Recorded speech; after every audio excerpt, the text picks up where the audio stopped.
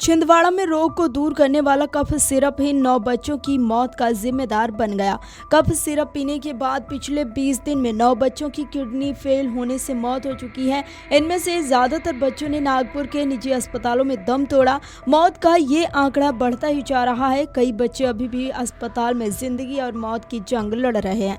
SDM Shubham Yadav ने 9 बच्चों की मौत की पुष्टि की है।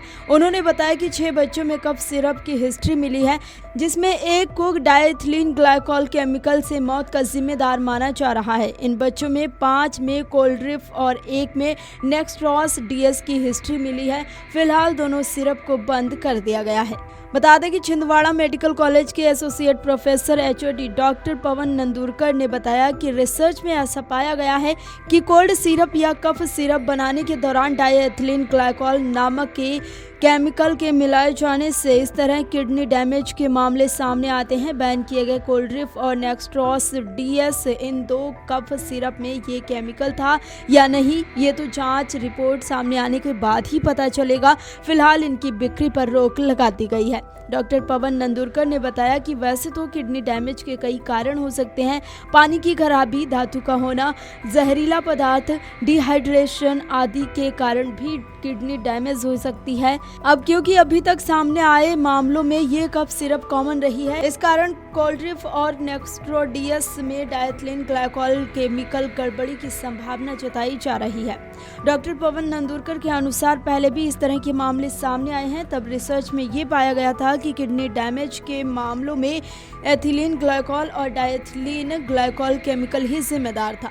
डॉक्टर पवन नंदुरकर ने आगे कहा कि ज्यादातर कार के इंजन में डाले जाने वाले कूलेंट, पेंट्स या ग्रेस बनाने में इस केमिकल का उपयोग किया जाता है। छिंदवाड़ा कफ सिरप कांड में ड्रग्स कंट्रोल की संयुक्त निदेशक टीना यादव कहती हैं कि इससे जुड़े सभी नमूने आ चुके हैं, इनकी जांच चल रही है। जांच पूरी होने के बाद ही हम किसी नतीजे पर पहुंच पाएंगे। उससे पहले हम वरिष्ठ स्तर पर निवारक उपायों पर चर्चा कर रहे हैं ताकि ये तय किया जा सके कि क्या फैसले लेने की जरूरत है।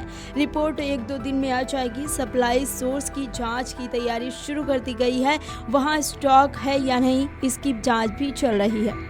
छिंदवाड़ा कफ सिरप कांड में मध्य प्रदेश के उप मुख्यमंत्री राजेंद्र शुक्ल ने कहा है कि लगभग 12 प्रकार की दवाओं के नमूने परीक्षण के लिए भेजे गए हैं। अभी 3 नमूनों के परिणाम प्राप्त हुए हैं। रिपोर्ट में कोई ऐसा पदार्थ नहीं मिला है जिससे ये पता चले कि इन दवाओं के कारण मौतें हुई हैं। हालांकि शेष दवाओं की रिपोर्ट आज शाम तक आने की उम्मीद है। फिलहाल नीरी और भारत सरकार अपनी प्रयोगशालाओं में भेजे गए नमूनों की रिपोर्ट प्राप्त करने के लिए लगातार प्रयास कर रहे हैं। मुझे उम्मीद है कि शाम तक अंतिम रिपोर्ट उपलब्ध हो जाएगी। आपको बता दें कि एचओडी डॉक्टर पवन नंदुरकर ने बताया कि अब तक 9 बच्चों की मौत हो चुकी है। 2 और बच्चों की मौत पिछले 3 दिनों में हुई है। 1.25 साल की संध्या भोसोम 17 सितंबर को बीमार हुई थी। उसे 18 सितंबर को परासिया के निजी चिकित्सालय लाया गया था। फिर उसका इलाज सरकारी अस्पताल में चला। इसके बाद फिर परासिया के निजी चिकित्सालय में वापस 26 सितंबर को भर्ती किया गया। बाद में उसे सीएचसी परासिया से छिंदवाड़ा रेफर किया गया। छिंदवाड़ा जिला चिकित्सालय से संध्या को 28 सितंबर को नागपुर मेडिकल कॉलेज रेफर कर दिया गया। नागपुर में 1 अक्टूबर को उसकी मौत हो गई। संध्या के अलावा गाय गोहान में चंचलेश यदुवंशी की भी नागपुर में उपचार के दौरान मौत हो गई है। वहीं एसडीएम शुभम यादव ने बताया कि पूरे इलाके में 1420 बच्चों को मैपिंग की गई है। इन बच्चों को वायरल हुआ था, सभी पर नजर रखी जा रही है। परासिया में गाइडलाइन भी जारी कर दी गई है। निजी अस्पतालों को कहा गया है कि वे वायरल केस आने पर उसे ट्रीट न करें, सीधे सरकारी अस्पताल को सूचित करें। जो व्यवस्था सरकार की तरफ से बनाई गई है उसमें बच्चे का इलाज होगा। उन्होंने बताया कि पानी की जांच की गई है, वे भी सामान्य है। एसडीएम शुभम यादव ने आगे कहा कि बच्चों को बुखार होने के साथ ही उल्टी, दस्त और खांसी भी है। ये पैटर्न 2022 में गाम्बिया में भी देखने को मिला था। वहां पर भारत से वैक्सीन गई थी। इस आधार पर वहां जांच हुई तो पता चला कि कफ सिरप में एक केमिकल था जो घटना के लिए जिम्मेदार था, जिसकी वजह से बच्चों की किडनी पर असर पड़ा था। इसी आधार पर परासिया में भी जाँच हो रही है। उनका कहना है कि ब्लॉक में 2 लाख से ज़्यादा की आबादी है। इसमें 25,000 बच्चे हैं जो 5 साल के या फिर इससे छोटे हैं। आशा वर्कर की मदद से सर्वे करके अब तक करीब 4,658 बच्चों की स्क्रीनिंग की गई है। इसमें से 4,411 के टेस्ट किए जा चुके हैं। इनकी रिपोर्ट सामान्य आई है।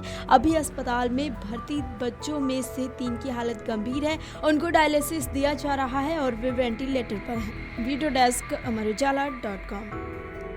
अगर आप ये वीडियो YouTube पर देख रहे हैं तो हमारे चैनल को सब्सक्राइब करें और बेल आइकन को दबाना ना भूलें। अगर आप Facebook पर ये वीडियो देख रहे हैं तो हमारे पेज को लाइक करें।